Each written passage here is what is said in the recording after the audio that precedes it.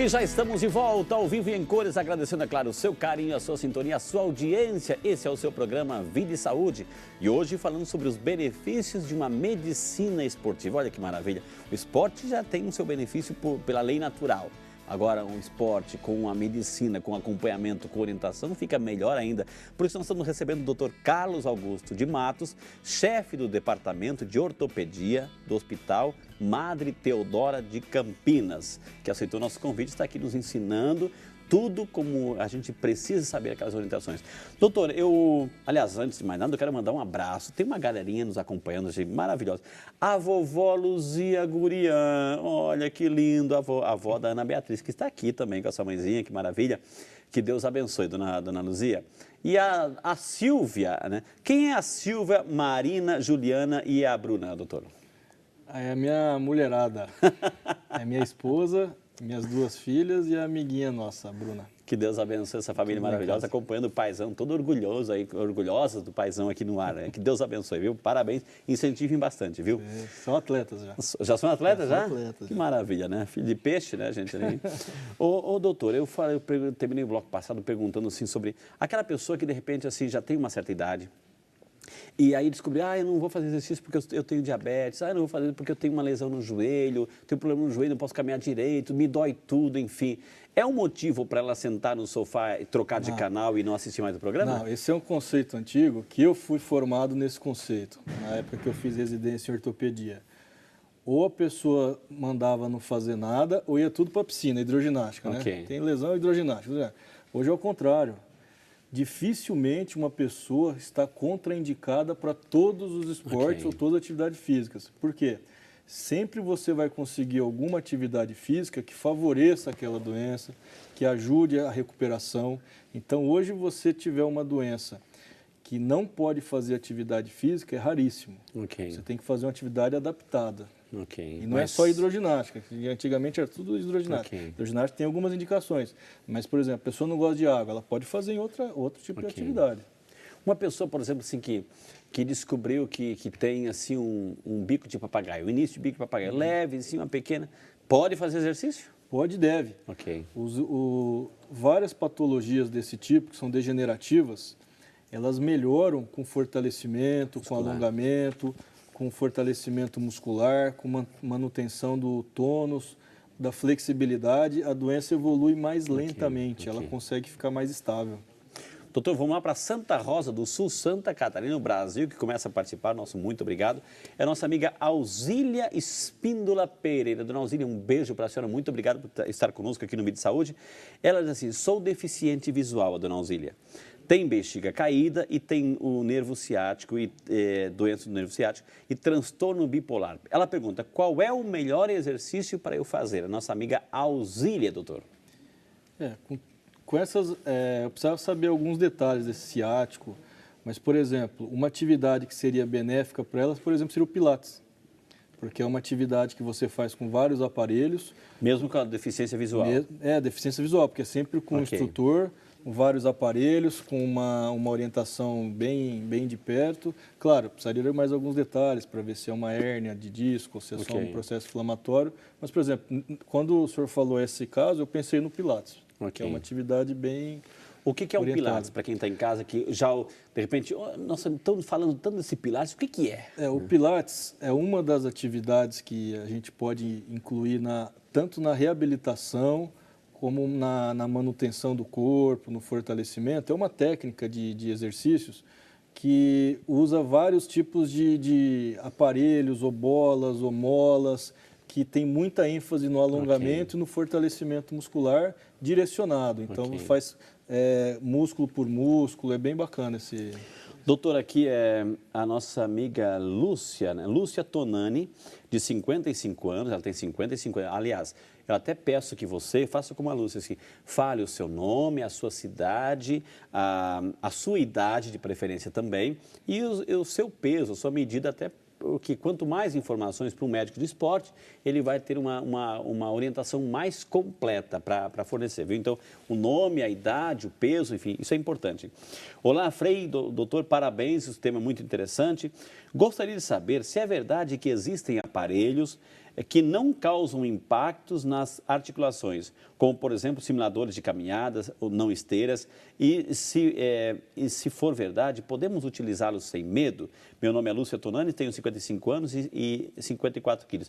De repente, aquele, doutor, que você compra e fica lá em casa simulando a caminhada, que não tem impacto, isso também é o mesmo que caminhar na rua, numa quadra ou num jardim, enfim, doutor? Sim. Oi, Lúcia, é o seguinte... realmente isso é verdade. Existem vários aparelhos que a gente chama de hidráulicos, que são aparelhos que você não coloca peso, que você não faz nenhum tipo de impacto, que ele é indicado em certas situações que a pessoa não pode fazer impacto. Mas o importante é que isso não substitui, por exemplo, uma caminhada. A senhora tem 55 anos, pode ser que já esteja entrando na menopausa ou esteja perto dela, e na menopausa é preciso ter um pouco de impacto para você prevenir a osteoporose lá na frente. Então, assim, é bom esse tipo de exercício hidráulico sem impacto, por um lado, mas aí que entra o médico do esporte, para saber se realmente é só isso que está indicado, porque para prevenir a osteoporose precisa ter um pouquinho de impacto, uma caminhada, alguma coisa do tipo. Porque vai fortalecer, vai fazer o corpo reagir, né, doutor? O osso, ele reage ao estímulo que ele tem. Se a pessoa fica acamada, o osso fica fraco. Se a pessoa começa a andar, ele começa a ficar mais forte. Mais uma pergunta aqui chegando por e-mail, doutor. É a Lucineide de Souza Coelho Moraes. Obrigado, Lucineide. Que Deus abençoe. Muito obrigado pela participação. Não contou aqui a sua cidade, Lucineide, mas que Deus abençoe, viu? Ela diz assim, eu tenho veia quebrada, né? Veia quebrada. Exercícios são fundamentais para a circulação? Pergunta nossa amiga Lucineide. Não entendi o que é veia quebrada, doutor. Oi, Lucineide. Eu acho que teve algum problema na hora de digitar, porque veia não quebra, né? Deve ser veia entupida, será? Com trombose, não sei. Mas, enfim, algum problema circulatório, pergunta, né? Ela deve estar falando que tem algum problema circulatório, e isso é muito aliviado com exercícios físicos. Tá? Então, problemas circulatórios também tem uma indicação muito grande de fazer exercícios físicos. É que, infelizmente, eu não entendi o Manda termo. de novo, minha querida, manda de novo, é a nossa amiga aqui, a Lucineide. Manda de novo com mais informações, inclusive um pouquinho falando um pouquinho mais de você, viu, Lucineide? Tua idade, o peso, enfim. Vai perguntando aí. Vamos às ruas mais uma vez? Aqui o povo tem voz, o povo tem vez, o povo pergunta.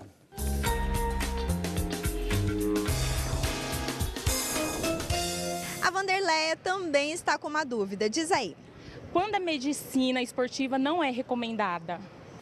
Aí tem alguma restrições, doutor, quando ela não é recomendada a medicina esportiva? Não, ela é sempre recomendada para qualquer pessoa, de qualquer idade, com qualquer nível de atividade física. Não é só para aquele corredor de maratona. Quem quer correr no seu bairro, começar uma atividade física, uma musculação, tem que passar para o seu médico fazer uma avaliação. E o que o senhor me diz daquela pessoa, de repente, assim, que está acompanhando o programa, assim, está tomando consciência da necessidade de exercício, sabe que o prolongamento da sua vida vai depender agora em diante do exercício que vai fazer, tomar conta do corpo, enfim. De repente, ela está naquela euforia, naquele entusiasmo de começar a fazer, e quer fazer tudo de uma vez só. Que orientação o senhor daria para essa pessoa? Não faça isso. Comece devagar. Esse é o lema número 1 de quem está começando. A empolgação, às vezes, faz a pessoa correr bastante, andar de bicicleta, nunca andou de bicicleta, ou quer dizer, faz tempo, de repente pega uma bicicleta, fica 2 horas andando, no outro dia vai no pronto-socorro, porque está com a perna doendo, teve uma lesão muscular, um estiramento. Então, você tem que pensar na atividade física como uma coisa que não vai ter fim. Então, assim, é uma coisa que você tem que começar aos poucos, que uma hora você vai chegar no seu objetivo. Do termo de fisiologia, para a gente que está no 0 e vai chegar no nível mais avançado, demora mais ou menos de 4 a 8 semanas para o seu corpo acostumar tanto a parte muscular, articular, fisiológica, pulmonar, cardiológica. Então, vamos botar de 1 a 2 meses para chegar numa atividade melhor para quem está do 0. E o importante, doutor, assim, por isso que é importante a medicina esportiva, o médico, né, o especialista, porque de repente a pessoa que está lá com um problema, não sabe que tem um problema cardíaco, ou tem um problema cardíaco, ou seja, e vai lá, faz um exercício às vezes muito forte e de uma vez só, naquele impulso, né, pode até comprometer muitas vezes assim, o coração e outras partes do corpo. Né, esse é o grande risco, porque tem várias doenças cardiológicas que elas só aparecem, só dão sintomas quando a frequência cardíaca se eleva, ou seja, quando a pessoa está fazendo atividade física. Então, muitas vezes, se você fizer um eletro parado de repouso, ele não vai detectar nada, ele vai dar um resultado normal. A partir do momento que você vai naquela mesa de esforço, aquela esteira de esforço, começa a andar, a correr e sua frequência cardíaca sobe, aí podem aparecer alguns problemas que não eram detectados com eletro em repouso. Por isso que tem que ter um cardiologista do esporte, um médico do esporte, que seja especializado, entenda o que você vai fazer de atividade e peça uma avaliação própria para o seu caso. Ok. Doutor, aqui chegou um e-mail aqui muito interessante, vindo lá do seu José Roberto Pinheiro. Obrigado, seu José. Ele tem 45 anos, tem 73 quilos, é de São Paulo, capital. Obrigado por acompanhar. Ele acompanha sempre o programa nosso, muito obrigado, né? Ele acompanhou, inclusive, uma entrevista que eu fiz aqui no programa com o doutor José Fabilano, que manda um grande abraço.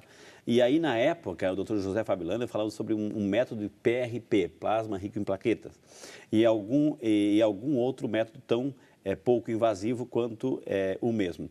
Pois preciso reparar uma pequena lesão no joelho e fico com receio de optar por um método invasivo e pouco retorno. Ele tem 45 anos, atividade física sempre faz parte da vida dele, da rotina, desde os 17 anos. Já corri várias maratonas, minha atividade era triatlon, hoje apenas estou nadando. A lesão em questão dói apenas após a corrida, quando o percurso é uma descida. Porém, posso caminhar por quilômetros sem problemas. Sempre corri com equipamento de primeira linha, com monitor de frequência, planilha de treino, etc. Nesse caso, doutor, assim, ele cita aqui o PRP. Além do PRP, tem outras técnicas para uma pequena lesão no joelho? Existem hoje várias opções entre não fazer nada e operar. Ok. Né? Então, estão surgindo cada vez mais medicamentos ou suplementos que visam restaurar a cartilagem ou melhorar os sintomas da cartilagem.